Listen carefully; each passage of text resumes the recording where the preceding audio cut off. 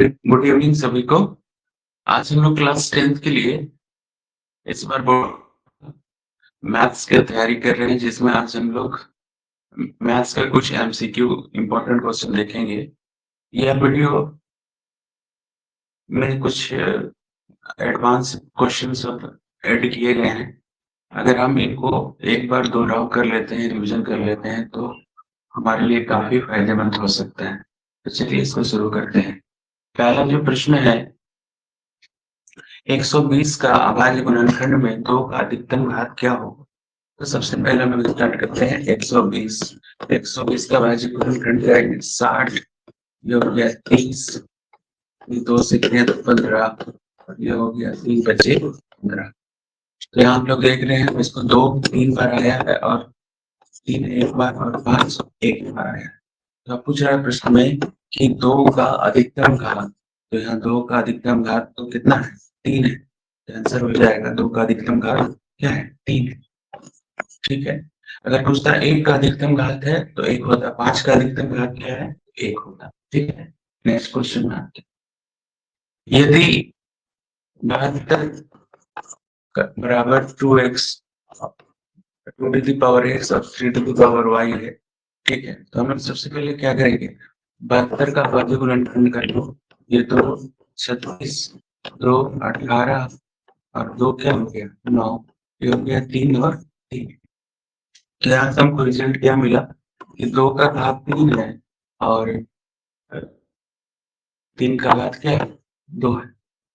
तो यहाँ हम लोग देख रहे हैं, हम लोग क्या लिख सकते हैं कि 2x into 3y है, तो हम लोग 2 का पावर 3 गुना 3 का पावर 2 लिख सकते हैं।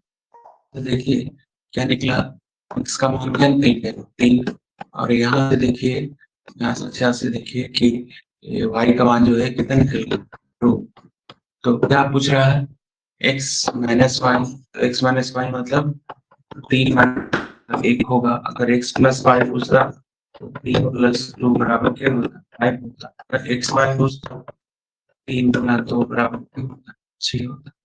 तो अभी फिलहाल ऑप्शन में तो कुछ ऐसा है नहीं, तो सही आंसर जो है वो हो जाएगा। नेक्स्ट क्वेश्चन में आते हैं।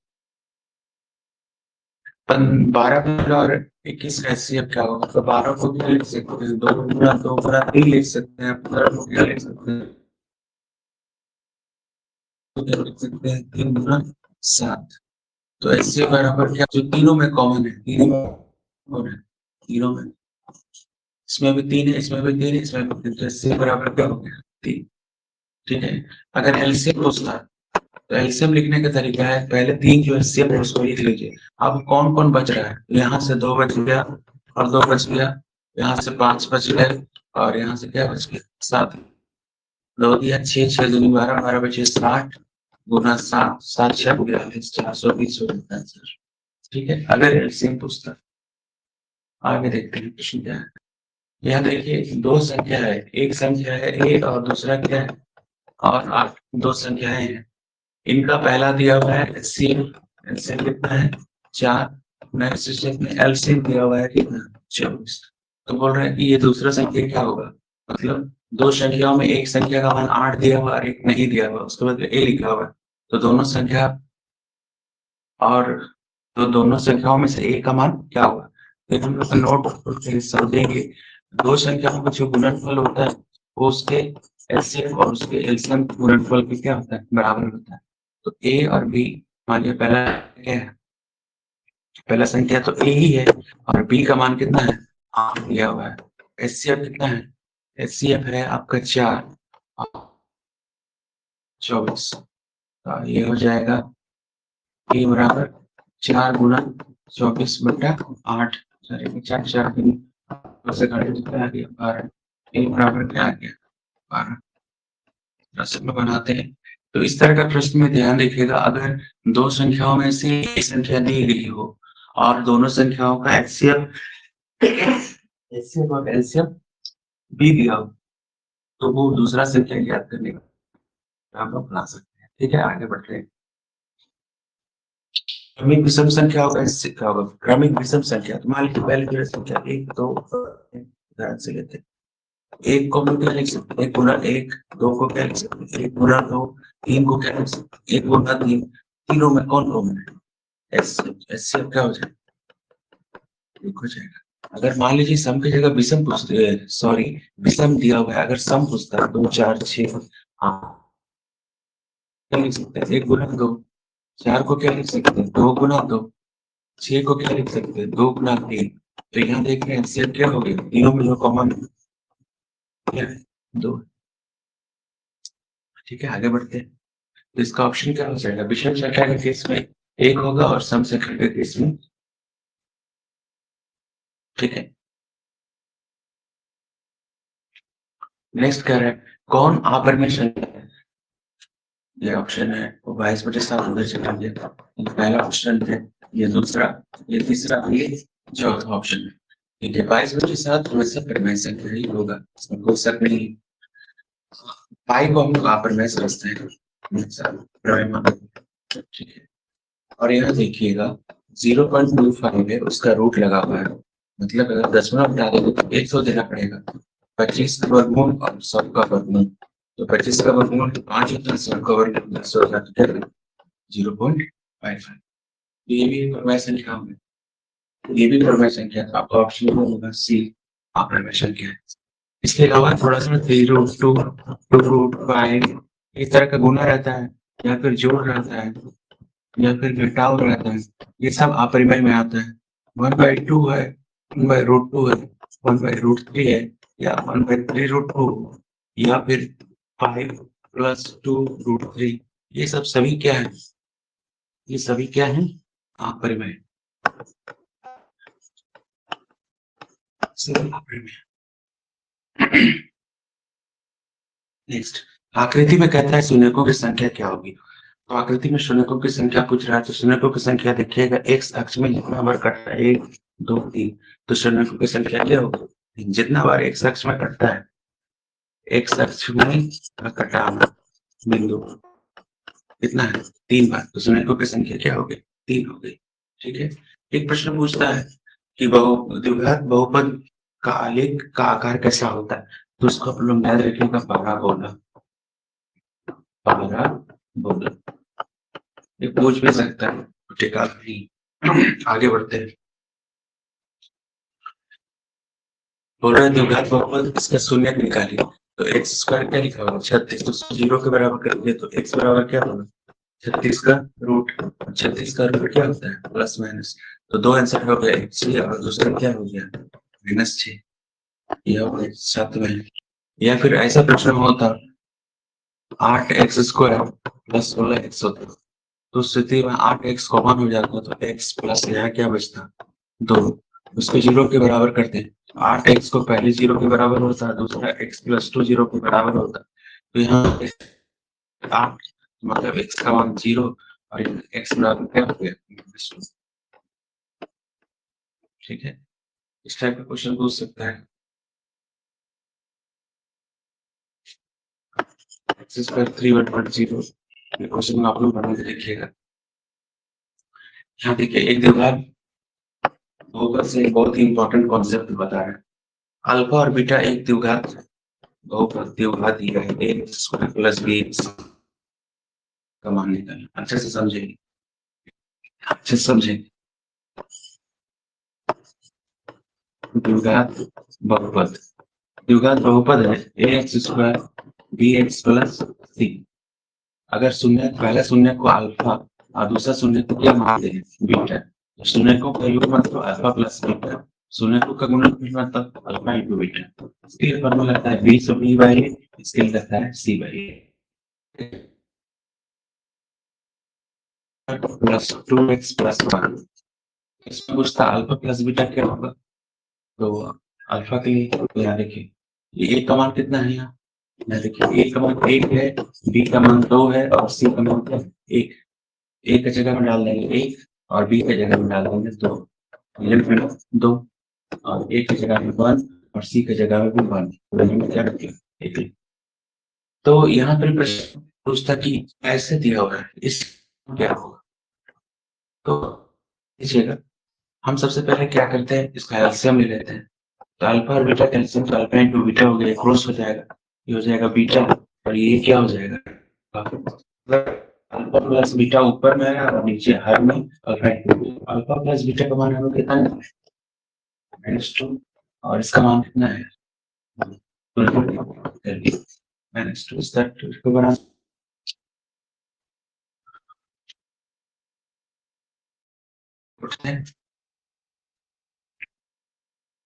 नेक्स्ट जो क्वेश्चन है ये दो रन से है, कह रहा है कि क्या इस कसौटी पर a1/a2 b1/b2 और c1/c2 के लिए समीकरण का हल पूछ रहा है, हल के बारे में पूछ रहा है, के बारे में पूछ सकता है, ग्राफ के बारे में पूछ सकता है, संगत या असंगत के बारे में पूछ सकता है।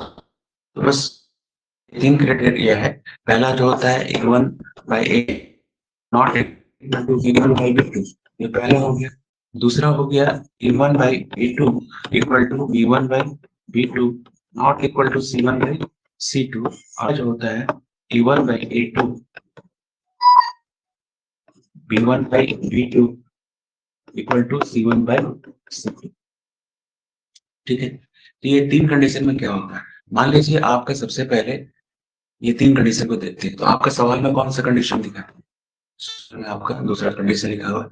इस कंडीशन में क्या होता है, ये कंडीशन में जो ग्राफ जो होता है, ग्राफ जो होता है वो होता है एक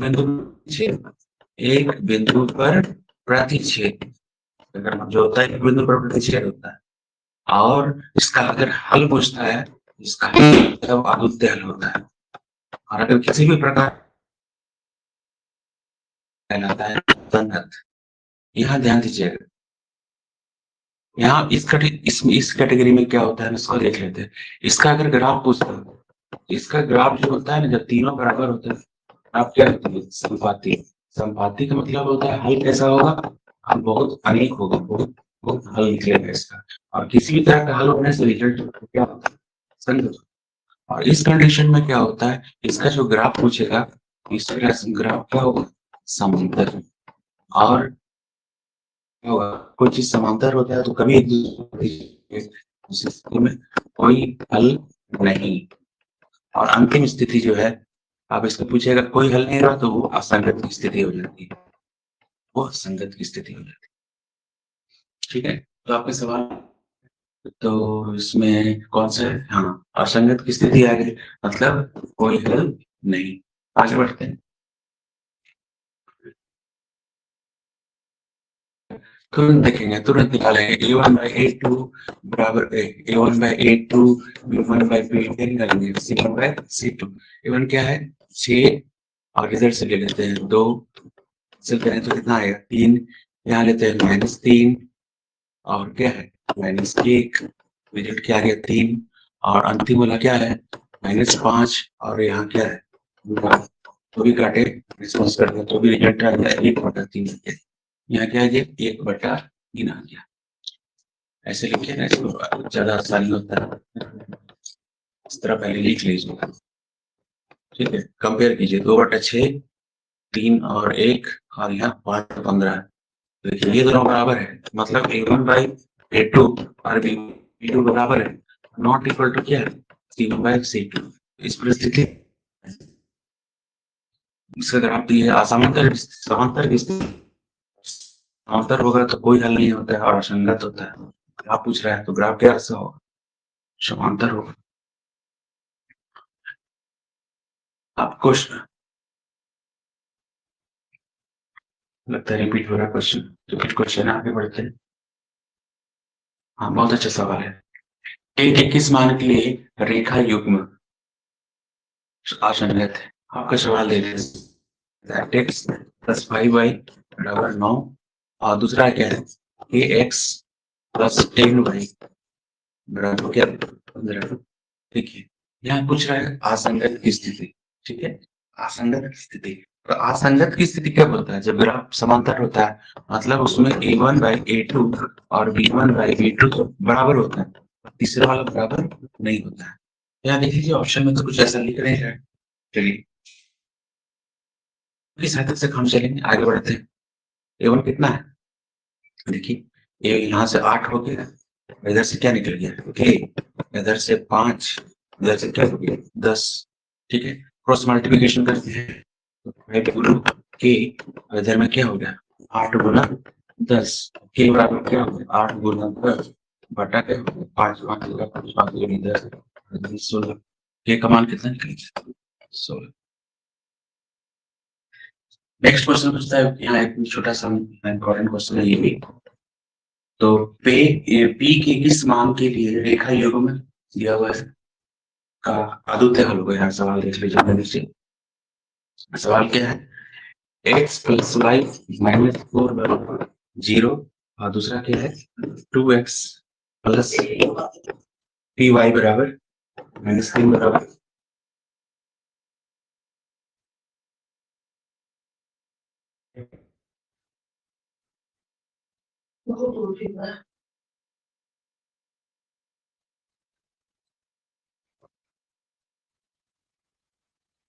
तो कौन सा कंडीशन है आदुत्य। आदुत्य हल की स्थिति में क्या लिखते हैं a1 by a2 not equal to b1 by b2। a1 के यहाँ 1/2 नॉट इक्वल टू, यहाँ से क्या है 1 और b नॉट इक्वल टू क्या होगा 2 है। तो आपका आंसर हो गया कि नॉट इक्वल टू 2।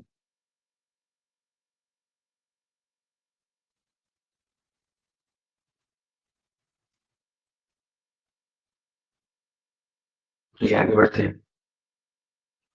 निम्न में कौन द्विघात समीकरण है। द्विघात समीकरण के लिए ध्यान दीजिएगा। द्विघात समीकरण के लिए bx plus c equal to 0 और a नॉट इक्वल टू क्या होना चाहिए 0। मतलब a जो है वो 0 नहीं होना चाहिए, b और c 0 हो सकता है। यहाँ ध्यान दीजिए, यहाँ से हम लोग देख रहे हैं, यहाँ से ये दोनों को गुना करते हैं, दोनों का निकल रहा है 2x² निकल रहा है और यहाँ x² है। ठीक है, यहाँ देखिए x² है, यहाँ रखिए, यहाँ से तो ये फॉर्मूला बैठाएंगे तो x² निकलेगा ही। यहाँ से x² है और यहाँ इन दोनों को गुना करेंगे तो x² निकलेगा। यहाँ देख रहे हैं, अब यहाँ पे भी देख रहे हैं, इन दोनों को गुना करेंगे तो x² आएगा और इन दोनों को गुना होगा वो भी x² आएगा। तो देख रहे हैं सब स्थिति में बराबर हो जा रहा है। चलो ये दोनों तो नहीं है, कट जाएगा, ये भी कट जाएगा, ये भी कट जाएगा, ये वाला नहीं कटेगा, मतलब ये क्या हो गया द्विघात समीकरण है।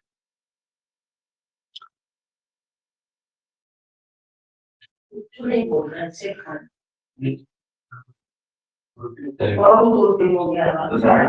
अच्छा लग रहा है, दवाई भी नहीं खाई, बुखार हो गया, बड़ी पेट दर्द था, क्या तक नहीं पिए मैं ना आप नहीं पिए ऊपर नहीं करेगा नहीं डेली है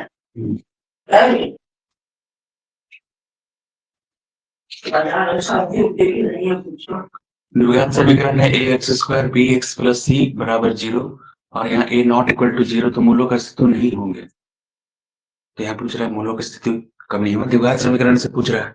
तो देखिए यहाँ देखिए डी जो होता है वो होता है b² माइनस 4ac।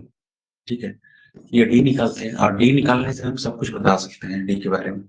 जैसे मान लीजिए अगर डी जो है, पहला कंडीशन में देखेगा डी जो है 0 से बड़ा या बराबर हो और डी जो है डी जो है 0 से छोटा हो, मतलब डी का मान ऋणात्मक आए और यहाँ डी का मान क्या है धनात्मक और शून्य है। तो यहाँ से देखिए दो चीज निकलते हैं, पहले तो डी जो है बड़ा होगा डी से और दूसरा चीज निकल रहा है डी जो इक्वल टू होगा से। तो इस माइनस की स्थिति में मूलों का अस्तित्व नहीं होता है, मूलों का अस्तित्व नहीं होता है, मूलों का अस्तित्व नहीं होता। और यहाँ देखिए डी जो है, यहाँ दो कंडीशन आ गया, यदि डी जो है 0 से बड़ा है मूल क्या होंगे वास्तविक एवं असंभव, और यहाँ डी जो 0 है तो मूल वास्तविक होंगे और क्या होंगे सामान्य।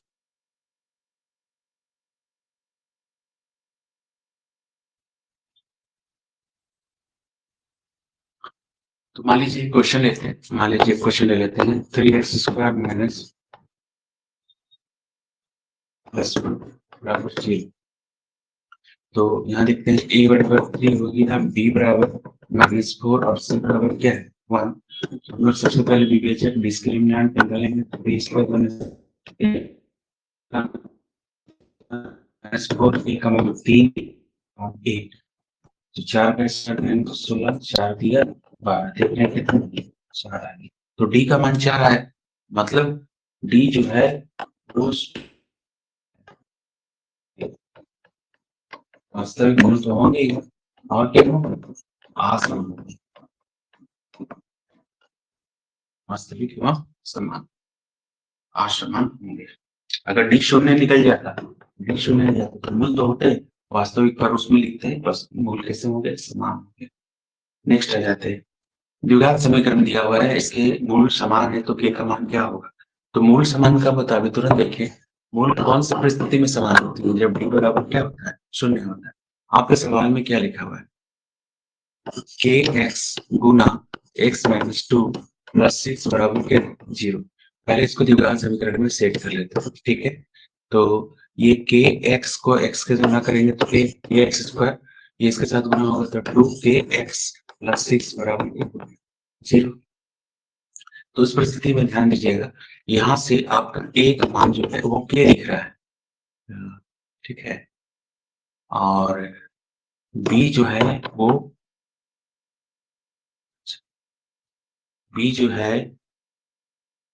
वो -2 के, ठीक है, और सी जो है वो क्या है 6 है। चलिए सबसे पहले डी निकालते हैं, तो डी बराबर बी स्क्वायर -4 सी, तो बी का मान कितना है -2 के का स्क्वायर, और सी का मान जो है वो है 6, और ए का मान जो है 8, ठीक है। तो यहाँ से हम लोग को रिजल्ट क्या निकल गया 4 ए स्क्वायर और 6 चौके 24 के निकल। तो यहाँ देख रहे हैं, तो आपका रिजल्ट क्या होगा 4 के, यहाँ डी का मान बैठा देंगे 24 के बराबर क्या हो गया 0। तो हम लोग यहाँ से क्या कर सकते हैं, तो 4 के कॉमन ले सकते हैं, तो यहाँ से के बच जाएगा और यहाँ से 6 बच जाएगा। तो 4 के पहले 0 के बराबर होगा, फिर के माइनस 6 0 के बराबर होगा, तो के बराबर क्या आ गया 6, के बराबर आ गया 6, और यहाँ के बराबर जो आ जाएगा वो आ जाएगा 0। तो पहले ऑप्शन पे देखेंगे, ऑप्शन में क्या लिखा 6 लिखा हुआ, देखो ये एक भी दिया हुआ है, इसका डी निकालने के लिए पूछ रहा है। तो प्रथम पद क्या है 3, डी क्या है 1, आपको डी नहीं, डी आपको निकालना है। प्रथम पद है ए,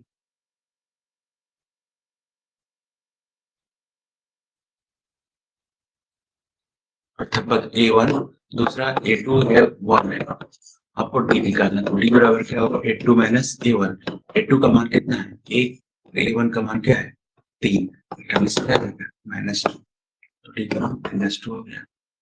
आगे बढ़ते हैं, या देखिए एपी दे दिया है, ये एपी का देखिए 1 स्क्वायर 5 का स्क्वायर और 7 का इस रूप में दिया, 1 का स्क्वायर तो 1 होता है, 5 का स्क्वायर क्या होगा 25 और 7 का क्या होगा 49, तो 1 का स्क्वायर तो 1 ही ना हुआ, यहाँ a बराबर 1 और a2 बराबर जो है 25 से, तो d बराबर क्या होगा 8 माइनस a1, 25 माइनस 1 मतलब कितना 24,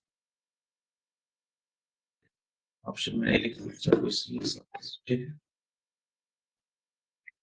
आगे बढ़ते हैं, 11वां पद निकालेंगे, यहाँ प्रथम पद ले लिया है -3, द्वितीय पद जो दिया है -1/2, तो सबसे पहले डी निकाल लेंगे।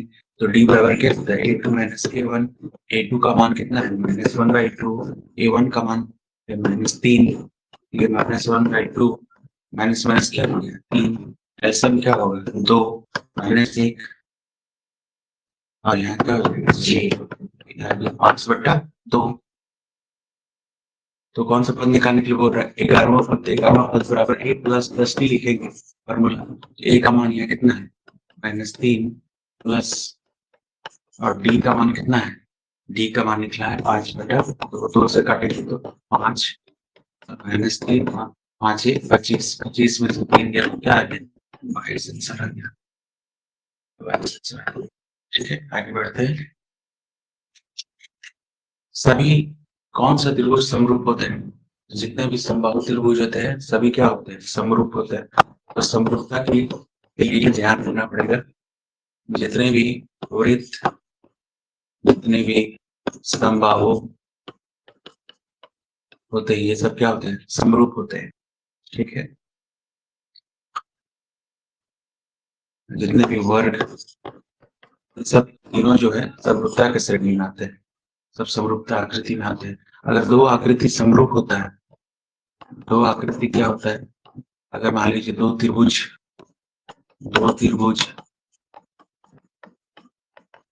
समरूप है, इसका क्या अर्थ हुआ?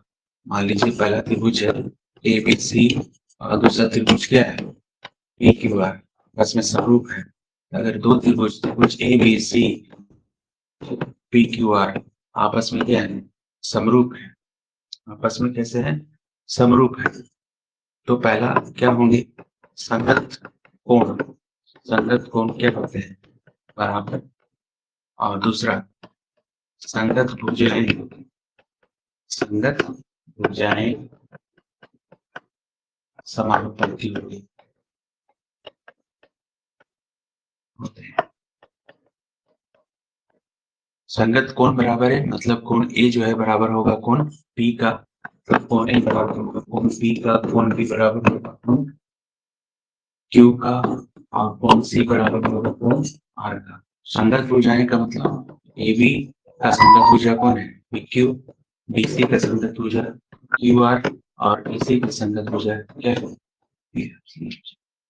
इस तरह से अगर दो त्रिभुज समरूप होते हैं तो इस तरह समान आगे बढ़। एक त्रिभुज है, त्रिभुज एबीसी में डी और ई क्रमशः ए बी और ए सी दो है। मान लीजिए एक त्रिभुज लेते हैं और त्रिभुज कह रहा है ए बी और सी में दो बिंदु है, ए बी पर एक बिंदु है और एक ए सी पर बिंदु है, और डी मिला दिए। ठीक है, कंडीशन दे रहा है कि डी समांतर है किसका? इस बीसी का। इसका समांतर है बीसी का। तो यहाँ 23 पर मिलेगा, 900 पर मिलेगा 23 पर। 23 पर में से क्या होगा? ए डी बटा बी डी, और यहाँ से क्या निकलेगा? ए बटा ई सी। तो यहाँ से क्या दिया? ए डी और बी डी का अनुपात दे दिया। ए डी और बी डी का अनुपात कितना दे दिया? 2:3। और ए ई का मान दे दिया 1.6, और इसे आपको क्या करना पूछ रहा है। ठीक है, तो क्रॉस मल्टीप्लिकेशन कर सकते हैं, इसी गुना 2 और 1.6 गुना 3, तो इसी बराबर 1.6 इंटू 3 बाय तो 8 हो गया। 8 दिया 24, 2.4 सेंटीमीटर। ठीक है, यहाँ सवाल में दे दिया 3 भाग दिया हो, कोई छोटा आपको निकालने के लिए बोले। यहाँ थे प्रमेय में ये सब उपप्रमेय में, इसको थोड़ा याद रखिएगा। उपप्रमेय में हम लोग एडी पूरा एबी मिल और ए ई बराबर पूरा एसी बड़ा एसी, ये भी कंडीशन आता है इस प्रमेय से। अगर मान कभी कभी पूछ दे कि एसी क्या होगा, पूछ दे पूरा लंबाई एबी क्या होगा, तो हम लोग ये कॉन्सेप्ट लगा सकते हैं। आगे बढ़ते हैं। यहाँ त्रिभुज एबीसी और त्रिभुज डी एफ में ये कोण आपस में बराबर हो गए। ठीक है, तो समरूपता का कौन सा नियम पालन करेगा? बहुत अच्छा क्वेश्चन है, देखिए यहाँ ध्यान दीजिए। मान लीजिए एक त्रिभुज है, इसका नाम है एबीसी। ये बेसिक हो गया पहला। और दूसरा जो त्रिभुज है, मान लीजिए इसका नाम लिखा हुआ है क्या? ये डी है, ये ई है, और ये क्या है? एफ। चलिए इसमें कलर के हिसाब से हम चलते हैं। सबसे पहले जो होता है ए जो बराबर है, ये ए है वो डी के बराबर है। ठीक है, ए बराबर है डी का। दूसरा पूछता है बी बराबर एफ का, ये जो बी है वो बराबर है एफ का, ये एफ का बराबर होगा। और जो सी जो बराबर है, वो सी जो है वो बराबर है ई का। ठीक है, तो हम लोग अभी देखें कि दो त्रिभुज अगर क्या है? समरूप है, तो संगत कोण आपस में बराबर। तो यहाँ त्रिभुज दिया हुआ है। ठीक है, तो यहाँ पे ध्यान दीजिएगा, अगर यहाँ ए बी सी है और यहाँ लिखते हैं डी ई एफ, तो ए के बराबर क्या होना है? डी। ठीक है, बी के बराबर क्या हो रहा है? बी के बराबर हो रहा है एफ। तो बी के बराबर क्या हो गया? एफ हो रहा है। और सी के बराबर ई हो रहा है। तो इस हिसाब से त्रिभुज ए बी सी है। तो यहाँ पर ए के बराबर कौन है? सबसे पहले डी लिखेंगे। अच्छा, बी के बराबर कौन है? बी के बराबर एफ है। और सी के बराबर कौन है? ई। ये दोनों त्रिभुज आपस में क्या हो जाएंगे? समरूप हो जाएंगे। एक कंडीशन अप्लाई होगा। तो समरूपता का देखिए, ध्यान दीजिएगा। समरूपता की तीन कसौटी। पहला जो होता है ए है ना, तीन और उसको हम लोग दो ए ही बोलते हैं, एक समरूपता ही कहते हैं। जैसे ये लाइन जो है, ये दोनों फिगर में देख रहे हैं, ये ए समरूपता का काम हो रहा है। यहाँ कौन कौन सी समरूपता से चल रहा है? ए समरूपता या फिर ए समरूपता हो गया। यानी अगर दो त्रिभुजों में तीन कोण क्रमशः अपने तीनों कोणों के बराबर हो रहा है तो ए समरूपता का केस हो जाता है। यहाँ ए समरूपता का केस हो गया। अब दूसरा कसौटी होता है एस एस एस। एस में क्या होगा? ये त्रिभुज है, यहाँ पर भी एक त्रिभुज है। मान लीजिए ए बी सी है, ये क्या है? पी क्यू आर है। ठीक है, मान लीजिए ये दो का है, ये और ये तीन का है, ये छह का हो रहा है, ये पांच है, और ये क्या हो रहा है? 10 हो रहा है। यहाँ ध्यान दीजिएगा, देखते हैं यहाँ ए बी और पी क्यू का अनुपात। ठीक है, ए बी और पी क्यू का अनुपात 2/4 आ गया। दूसरा क्या है? बीसी और क्यू आर का अनुपात। अगर हम बीसी की जगह क्या लगाते हैं? पी आर लिखते तो ज्यादा अच्छा होगा। पी आर का अनुपात मतलब ये हो गया बीसी के 5 और इधर क्यू आर 10 आ गया। एक मीटर दो ही आ रहा है, यहाँ भी काटने से एक मीटर दो ही आ रहा है। और अगर एसी ले रहे हैं, एसी और किसको ले लिए? एसी और पी आर को ले लेते हैं, पी आर नहीं, एसी और क्यू आर को ले लेते हैं। एसी अगर आपका 3 है, ये देखो, तो क्या अगर हम लोग लिख देंगे त्रिभुज एबीसी और त्रिभुज पीक्यू आर समरूप है, तो क्या ऐसे ही होगा? नहीं, ऐसे ही नहीं होगा। इस कंडीशन में क्या होगा कि त्रिभुज ए बी सी और त्रिभुज क्यू आर नहीं होगा, क्योंकि ए के साथ पी क्यू तो ठीक है, पर बीसी के साथ क्या आ रहा है? पी आर आ रहा है। उसका नाम क्या हो जाएगा? P P R Q. मतलब अगर कंडीशन, ये कंडीशन है पी क्यू, ठीक है, चल पी क्यू आर ही होगा, इसमें कंफ्यूजन ना करें। ठीक है, अब तीसरा जो होता है, मान लीजिए ये है क्या?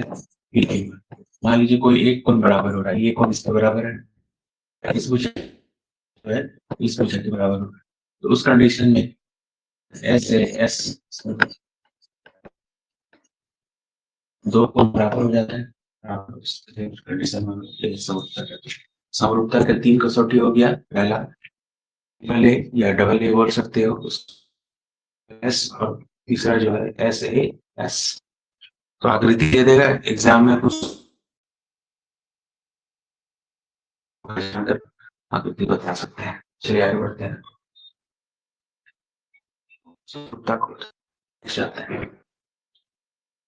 कह रहे बिंदुओं के बीच की दूरी निकालना है। बिंदुओं के बीच की दूरी पे या तो दूरी सूत्र लगेगा x1 बाई x2 का होल स्क्वायर, y2 का होल स्क्वायर का रूट। ठीक है, आज स्टार्ट करते हैं। 5 माइनस 0 फिर 12 स्क्वायर, ये दूरी सूत्र लग रहा है। ये हो गया 5 का स्क्वायर, 12 का स्क्वायर। 5 का स्क्वायर क्या हो गया? 25, 12 का हो गया, जोड़ देंगे तो क्या होगा? 169, और 169 का वर्गमूल क्या होता है? तो याद रखिएगा, अगर कोई मूल बिंदु से दूरी एक जीरो और एक बिंदु क्या है? एक्स वाई है, तो उसकी जो बीच की जो दूरी होती है x square plus one square over root. ठीक है, ये फॉर्मूला आपका काम करता है। ठीक है, हम लोग डायरेक्ट कर सकते थे। 5 का 5 का स्क्वायर क्या हो गया 25 और 144 मतलब 169 का वर्गमूल क्या होगा। ठीक है, यहाँ पूछ रहा है ए बी के बीच की दूरी निकालने के लिए बोल रहा है। पहला बिंदु क्या है ए बी है और दूसरा है माइनस ए माइनस बी। तो दूरी सूत्र लगाएंगे तो पहले कुछ को ए माइनस प्लस का ये माइनस बाद वाला का जो चिन्ह होता है वो बदल जाता है, ये प्लस हो जाएगा, रूट लगा देंगे। ये क्या हो गया 2a का स्क्वायर और b हो गया 2b का स्क्वायर। तो 2a का स्क्वायर को लिखते हैं 4a को लिखते हैं 4b का स्क्वायर, 4 को मान लेते हैं a square plus b square का वर्ग। तो 4 का वर्गमूल तो निकालते हैं 2 होता है, अगर इसका वर्गमूल इसको इंटू किया जाता है। ठीक है, हाँ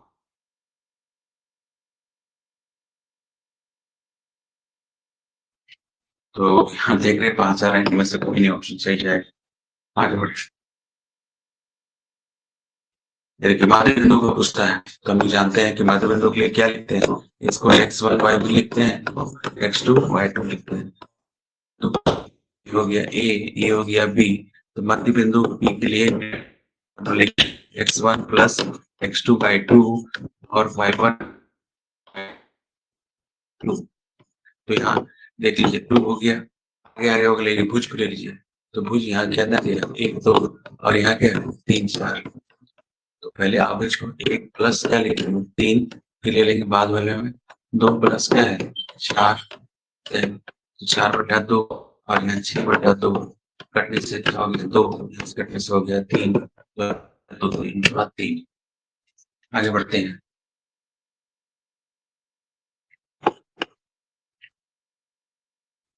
हाँ, cos a बराबर क्या है 3/5। ठीक है, तो यहाँ देखिए cos a को हम लोग क्या लिखते हैं b/h बराबर 3/h। तो अब लोग क्या 3 और h बराबर क्या हो गया 5, यहाँ p मिसिंग है, तो फॉर्मूला होता है h square minus b square upon root h क्या हो गया 5 का स्क्वायर 3 का स्क्वायर 5 का स्क्वायर माइनस 9 कितना आ गया 16, 16 का वर्गमूल क्या 4।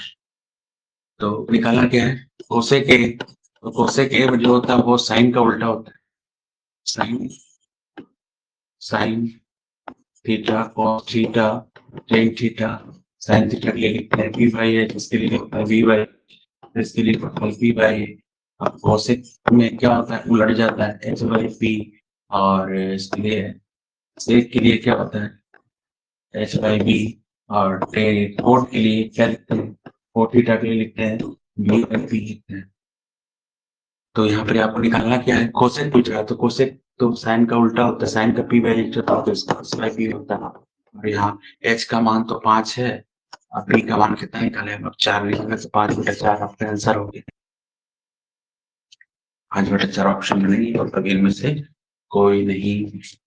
हाँ, जैसे p निकालने के लिए h square minus b square होता है, वैसे ही p निकालने के लिए h square minus b square होता है, और h निकालने के लिए b square plus b square.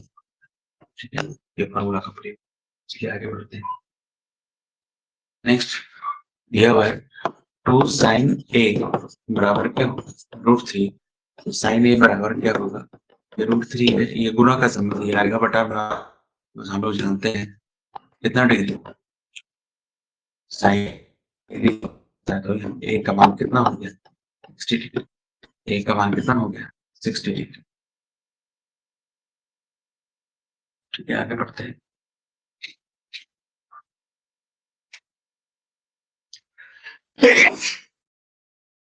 यहाँ डाल दीजिए 4 स्क्वायर ए माइनस 4 से स्क्वायर ए। ध्यान दीजिए आप, कुछ बेस फॉर्मूला है, एक होता है sine square theta plus cos square theta बराबर 1, एक होता है sec square theta minus tan square theta बराबर 1, और तीसरा जो फॉर्मूला होता है cosec square theta minus cot square theta minus 1। इन 3 फॉर्मूला से प्रश्न इस तरह का पूछा जाता है। आपका प्रश्न क्या है, तो देख रहे हैं यहाँ पर क्या है सेक 10 आगे है सेक पीछे, तो पहले हम सेक को आगे कर लेते हैं। सेक स्क्वायर इंटू टेन को सेकंड में कर देते, ठीक है। आप देखिए दोनों में -4 कॉमन होगा तो यहाँ सेक स्क्वायर ए हो जाएगा, यहाँ माइनस हो जाएगा, कॉमन ले रहे हैं माइनस, टेन स्क्वायर। आप हम लोग के पास फार्मूला है, देख लीजिए फार्मूला क्या है, sec square theta minus tan square theta बराबर क्या है 1। हम लोग यहाँ रखेंगे हो जाएगा -4, क्या है माइनस। अगर क्वेश्चन इस तरह का पूछ जाए तो tan cosec square theta minus tan cot square theta क्या होगा, तो टेन कॉमन ले लेते हैं, cosec square theta minus cot square theta common हो जाएगा, क्या था 10। आगे बढ़े। धरती पर एक बिंदु से मीनार की चोटी का उन्नयन कोण, यहाँ ये मीनार है, धरती पर एक बिंदु P से उसका 30 डिग्री है, ठीक है। आधार से जो दूरी है वो कितना मीटर है, 30 मीटर है, ठीक है। तो उसका ऊंचाई निकाल रहा है, ये आपको निकालेंगे करेगा, मतलब आधार दिया हुआ है और लंब निकालना, तो टेन थीटा लगा देंगे, टेन थीटा बराबर लंब क्या होगा, लीजिए इसका नाम ABC लिख देते हैं, ये AB बटा क्या हो जाएगा BP, और AB का मान तो H मान है, BP आपका दिया हुआ है 30, BP कितना दिया हुआ है 30 दिया हुआ है, और टेन थीटा का मतलब 10 30 डिग्री, 10 30 का मान होता है 1/√3 H/30 क्रॉस मल्टीप्लिकेशन करेंगे H बराबर 30, इसलिए H बराबर 30√3 से ऊपर नीचे पर में करना पड़ेगा, रिजल्ट क्या आएगा, ऊपर तो 30√3 रहेगा, नीचे क्या होगा 3 से 10, ऑप्शन में ये नहीं है 10√3, ठीक है 10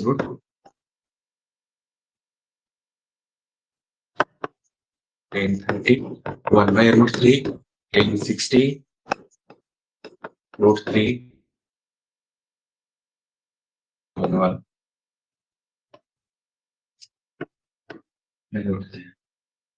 नेक्स्ट, बिंदु बी से क्यू केंद्र वाले वृत्त पर PA और PB स्पर्श रेखाएं, ये वृत्त हो गया, यहाँ से P है बिंदु है से स्पर्श रेखा PA और क्या है PB है, ये हो गया A और ये क्या है B रेखाएं 70 डिग्री पर झुकी है, ठीक है।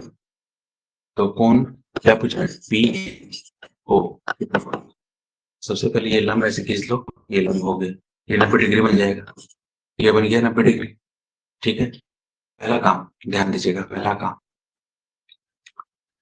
काम जो है ये 90 हो गया और ये 90 हो गया, यहाँ गौर से देखिए तो ये PAOB क्या है चतुर्भुज, चतुर्भुज है, चतुर्भुज के चारों कोणों का योग कितना होता है 360, मतलब 70 प्लस 90 प्लस 90, और इसको तुम अगर मान लो इसको निकालना हो, ठीक है, उसको एक समान 360 करके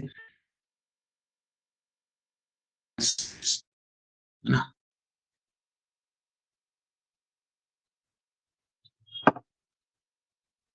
250 घटा देते तो कितना आ जाता है 110।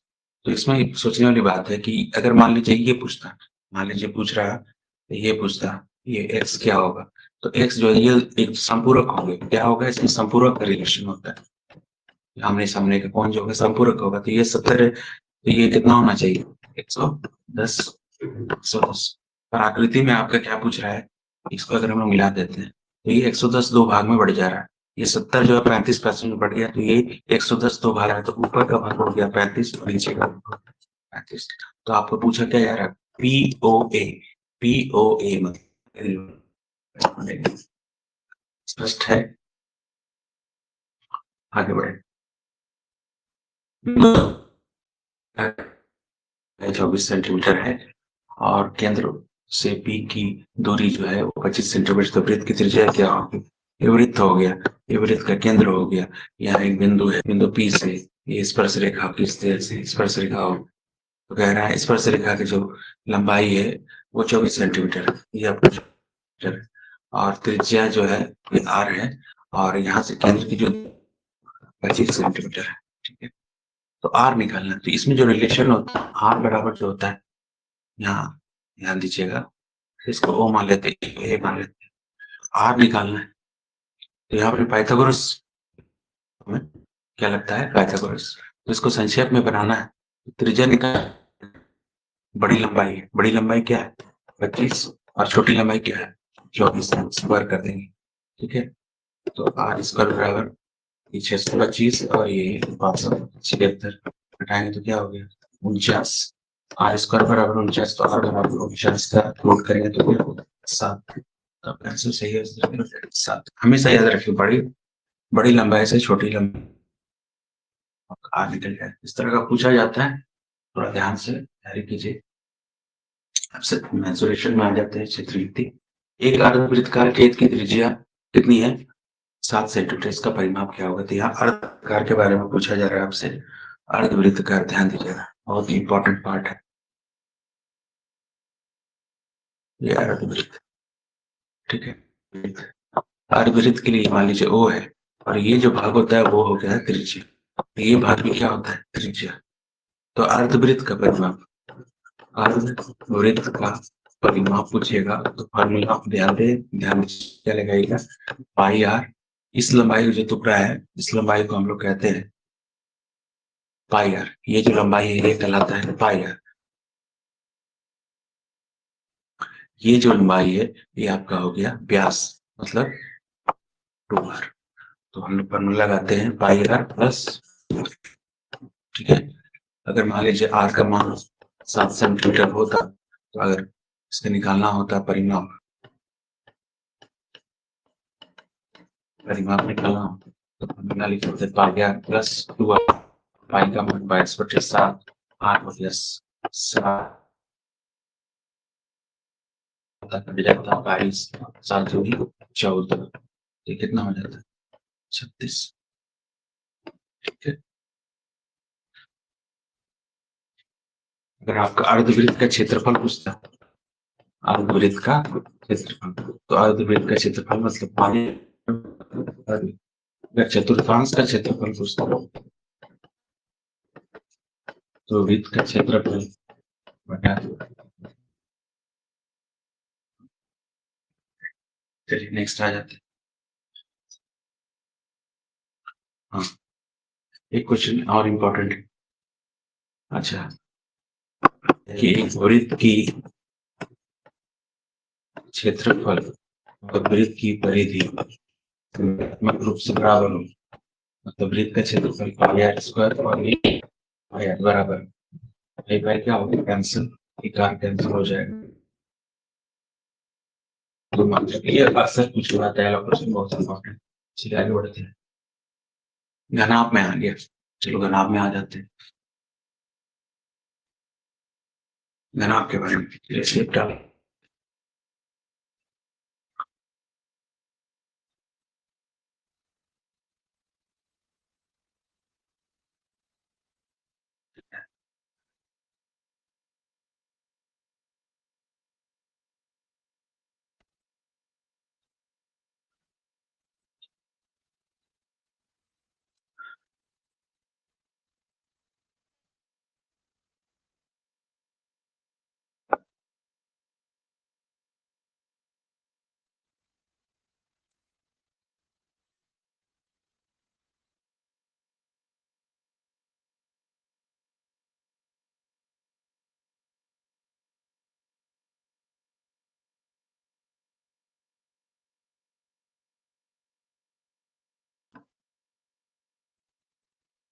देखिए दो आकृति जैसे समझना। पहला जो आकृति है यहाँ जो देख रहे हैं ये हो गया, ये जो घनाभ, ये है घनाभ और ये है घन। ठीक है, अगर घनाभ के बारे में पूछते हैं आप तो घनाभ में 3 चीज होता है एल बी और क्या होता है एच, और इसमें एक ही चीज होता है ए, तो बराबर होता है ए। ठीक है, ये ए सबका क्या हो गया बराबर हो गया। अगर आपसे पूछ देता कि घनाभ, घनाभ का आयतन क्या है, तो घनाभ का आयतन वो लिखते हैं एल गुना बी गुना एच। अगर तीनों भुजाएं दी गई हो तो आराम। घनाभ का पार्श्वपृष्ठीय क्षेत्रफल, पार्श्वपृष्ठीय क्षेत्रफल पूछता है, तभी फॉर्मूला बैठाते हैं हम लोग BH प्लस 2 HL, ठीक है। ये और अगर घनाभ का पृष्ठीय या 2 गुना LB प्लस 2 गुना plus BH plus HL formula, ठीक है। पर अगर कभी कभी घनाभ का क्या पूछ देता है, घनाभ का विकर्ण, विकर्ण का मतलब L square plus B square square का होगा, ठीक है। ये फॉर्मूला आपको सवाल पूछ रहा है, घनाभ के बारे में पूछ रहा है, तो घनाभ के लिए विकर्ण पूछ रहा है, तो विकर्ण के लिए हम लोग देख रहे हैं L कितना दिया हुआ है, L दिया B square plus H square, तो L का मान है आपका 12 स्क्वायर 4 स्क्वायर और 3 स्क्वायर, तो 12 का स्क्वायर क्या हो गया 144, 4 का स्क्वायर 9, जोड़ते हैं तो कितना हो जाएगा,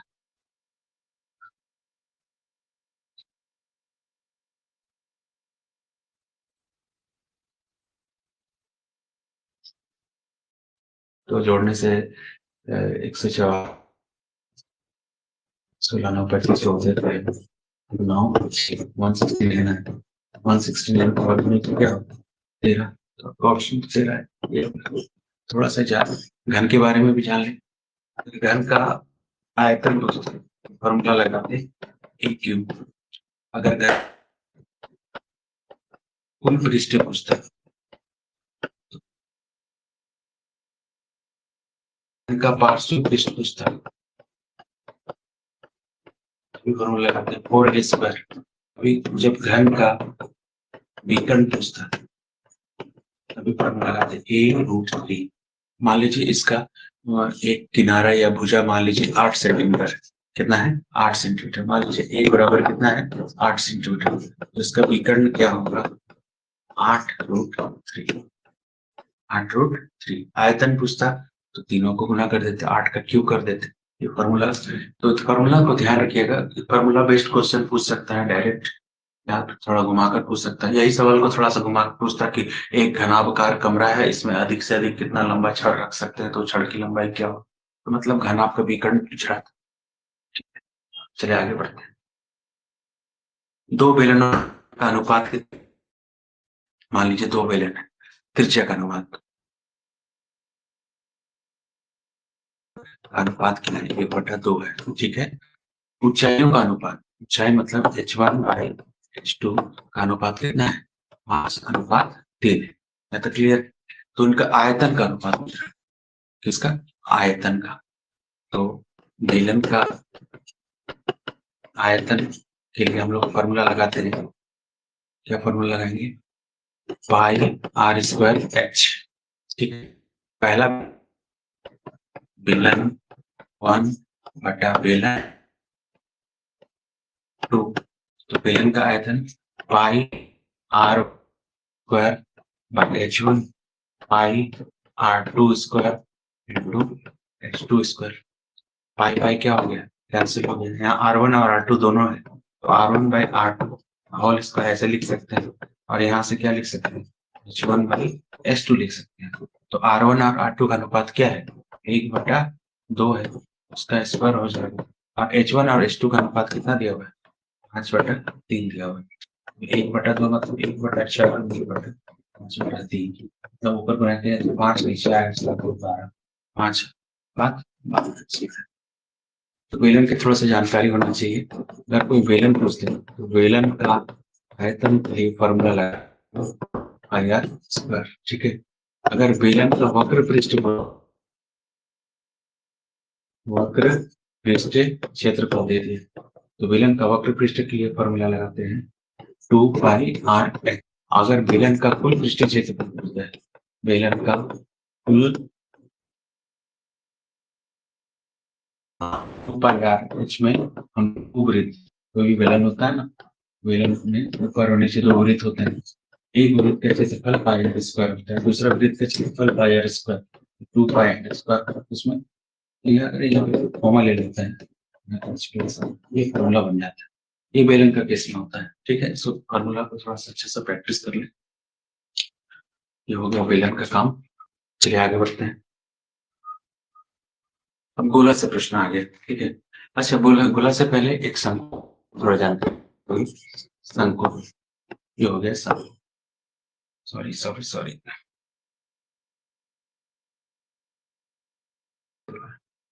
ये तो सेम है शंकु है, ये तो सेम शंकु हो गया, ठीक है। ये शंकु, तो यहाँ ध्यान दीजिएगा, से पूछते शंकु का आयतन, क्या बोलते हैं, शंकु का आयतन 1/3। हाँ,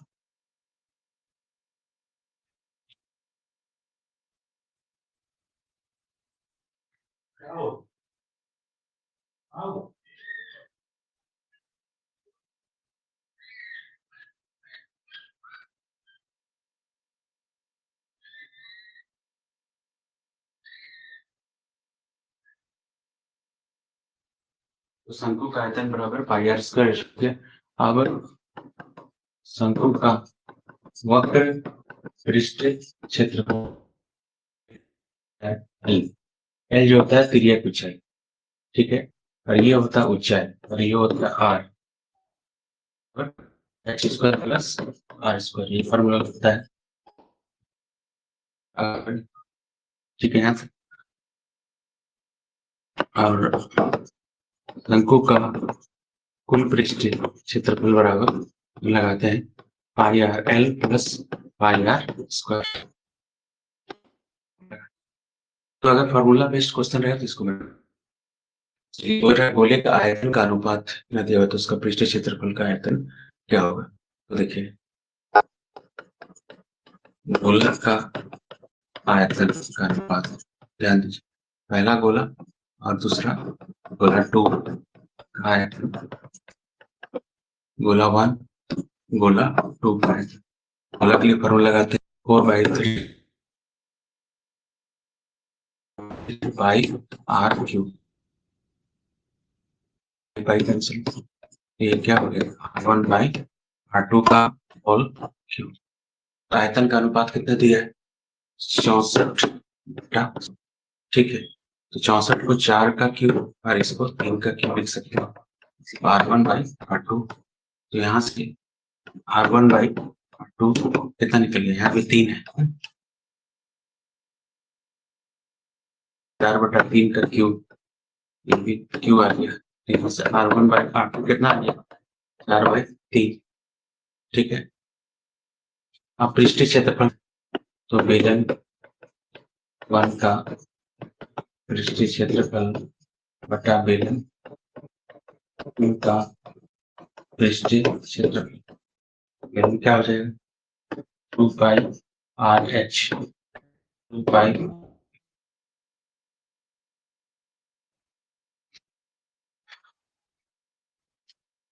सॉरी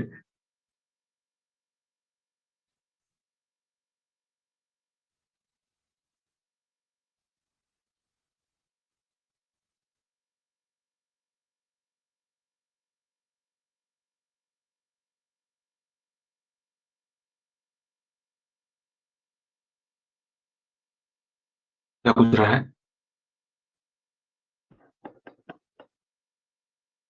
1 का क्षेत्रफल गोला 2 का पृष्ठीय क्षेत्रफल, फिर फॉर्मूले आते हैं 4πR² R स्क्वायर, यहाँ पड़ जाएगा R1 और R2 का दोनों का स्क्वायर, अनुपात कितना दिया हुआ, स्क्वायर हो जाएगा 16, 4 का स्क्वायर आंसर हो जाएगा 16। याद रखिए त्रिज्या का अनुपात इतना है, त्रिज्या का अनुपात बना लीजिए ए और बी, ठीक है। तो आयतन का जो अनुपात होगा वो A³/B³ होगा, और पृष्ठ क्षेत्रफल का आयतन होगा तो A² और 20 करना है। ये कॉन्सेप्ट हो गया। चलिए आगे बढ़ते हैं। आंकड़े का माध्यक दिया हुआ है। क्या दिया हुआ है? माध्यक के बारे में पूछ रहा है। तो माध्यक क्या होता है? तो माध्यक निकालने के लिए आंकड़ा को आरोही क्रम में से लेते हैं। पहले आरोही क्रम से जाएंगे तो क्या है?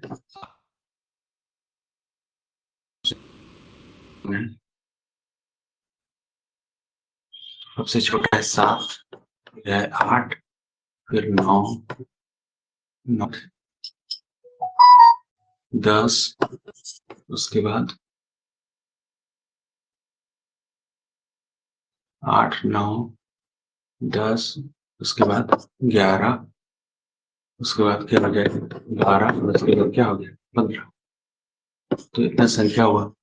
तो माध्यक जो होता है, माध्यक निकालने का सबसे आसान तरीका है कि आप दोनों का बीचों बीच देख लीजिए। इधर से 3 छट, 3 छटेगा तो बीचों बीच क्या हो गया? 10 क्या हो गया आपका माध्यक। पर कभी कभी मान लीजिए इस परिस्थिति में होता है, जैसे 3, 4, 5, 6, 7, 8, 11। तो यहाँ हम लोग देख रहे हैं, मान लीजिए तो देख रहे हैं यहाँ से बीचों बीच वाला, तो ये 6 और 8 माध्यक बराबर। इन दोनों को जोड़ दीजिए, 6+7/2 मतलब क्या हो जाएगा? 13/2, 13/3 मतलब 6 इस तरह से हम लोग माध्यक निकालते हैं।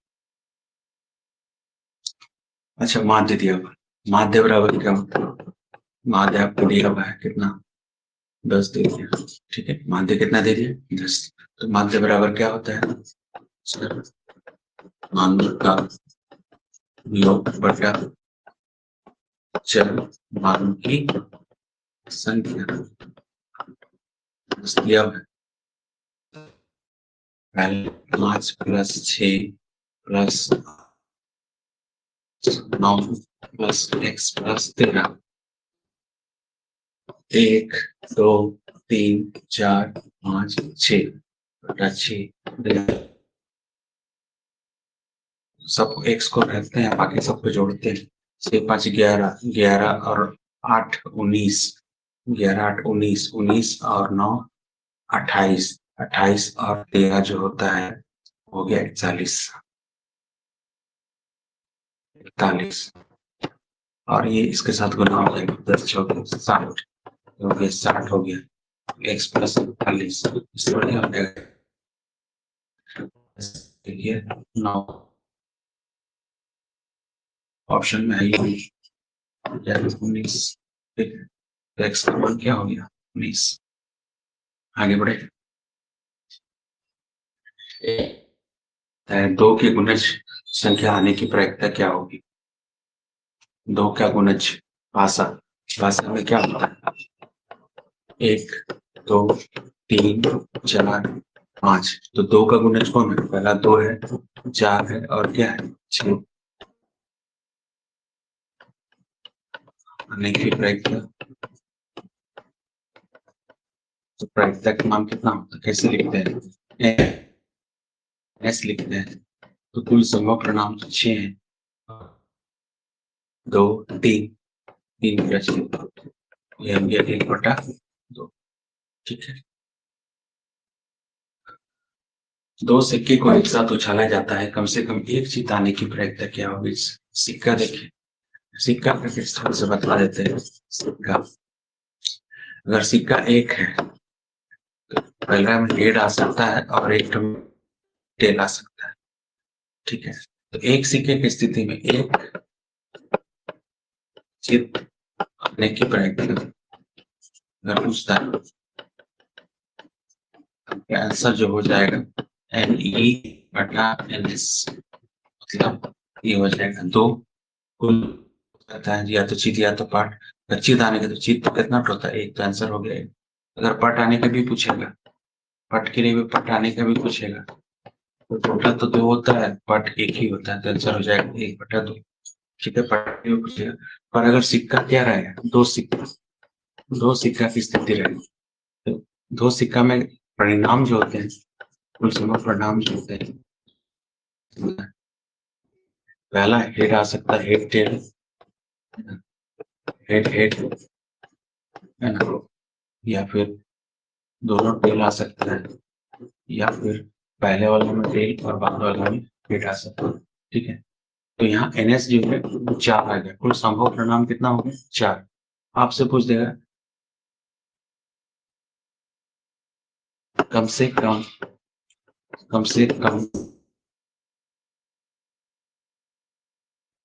आने की प्रायिकता, एक चित आने की प्रायिकता बराबर क्या होगी? कम से कम एक चित, मतलब इसमें भी चित है एक ठो, इसमें भी एक ठो चित है, इसमें भी एक चित है, तो प्रायिकता क्या हो जाएगा? NE बटा NS, ये हो जाएगा 4 में 3, दूसरा 3/4। कोई चित नहीं है, कोई चित नहीं, अगर आपसे पूछता है कोई चीज नहीं, मतलब NE बटा क्या होता है? NS, NS क्या है? 4 है, कोई चीज नहीं है, मतलब सब में क्या आ रहा है? कम से कम एक चीज आने की प्रयत्न, कोई चीज नहीं आने की प्रयत्न, मतलब एक ही स्थिति में आ सकता है जब दोनों क्या है? बटा है, मतलब 1/4। स्पष्ट है? तो इस तरह से सिक्का वाला प्रश्न आता है, तो आपका प्रश्न कर रहा है 2 सिक्के को उछाला जाता है, कम से कम एक जीत आने की प्रयत्न, तो एक जीत आने की प्रयत्न क्या हो जाएगा? 3/4। कोई जीत नहीं आने की प्रयत्न क्या हो जाएगा? 1/4। तो इस तरह से आज हम लोगों ने कुछ बेसिक तो नहीं बोलेंगे, इससे पहले जो पार्ट 1 था, वो पार्ट 1 का वीडियो में आप लोगों ने बेसिक क्वेश्चन, आज ये पार्ट 2 का पार्ट 2 है, जिसमें हम लोगों ने थोड़ा सा एडवांस लेवल पर देखा सब प्रश्नों को। दोनों पार्ट 1 और पार्ट 2 दोनों का MCQ का वीडियो को अच्छा से देख लीजिए, समझ लीजिए, अच्छा से प्रैक्टिस कर लीजिए और एग्जाम में जाइए, लिखिए, तैयारी कीजिए। ठीक है, तो सभी को एग्जाम के लिए शुभकामना। आप अच्छा से तैयारी करें, अच्छा से पढ़ें, अच्छा से अभ्यास करके जाए। बुधवार को गणित की परीक्षा है, तैयारी करें। ठीक है, सबको धन्यवाद, गुड नाइट, जय झारखंड, जय हिंद। आज थोड़ा थोड़ा तबीयत ठीक नहीं है, चलिए आगे रखते हैं। Next, thank you.